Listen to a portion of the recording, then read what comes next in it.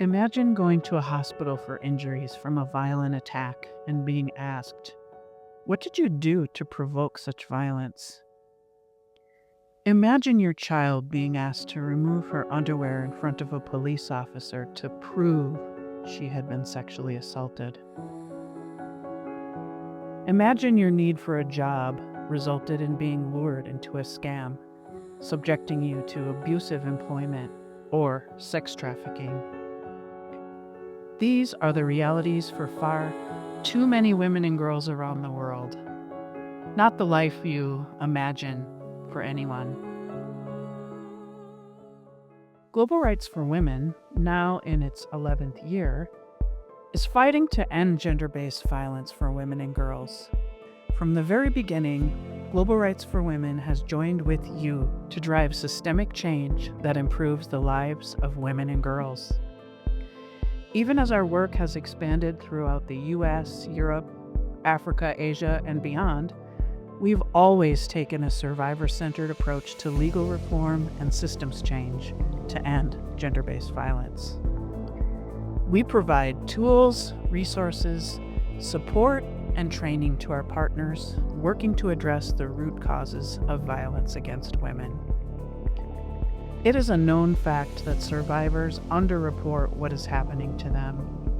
And from our focus groups where we listen to survivors, we know victim blaming and shaming are huge barriers to women's safety and access to justice. Our partners know this too, and have asked Global Rights for Women to work with them to do an enormous task: remove barriers for women and girls so they can live a life in safety and free from violence. Here's one example of these impactful partnerships. With support from donors like you and a grant from Cummins Powers Women, we created the Systemic Advocacy Learning Lab in the Philippines beginning in 2023. Global Rights for Women collaborated with 7 women's advocacy groups to improve the way survivors are treated when they reach out for help.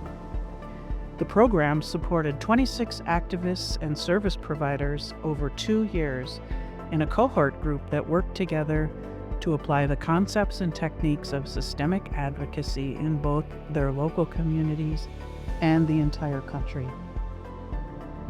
The projects they've undertaken have been a huge catalyst in the Philippines, sparking community collaborations with more than 90 organizations, engaging over 2,000 survivors, with over 5,000 people trained by the cohort organizations.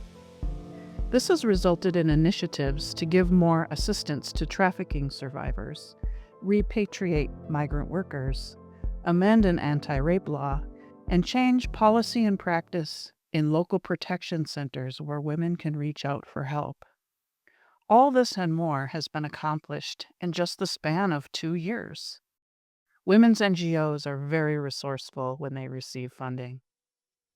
In February of this year, we held our final in-person gathering where cohorts exchanged updates on their progress, explored new ideas for advancing their work, and reflected on their development. This gathering was also a time to celebrate the dedication and achievements of our cohort as we mark the completion of this impactful journey.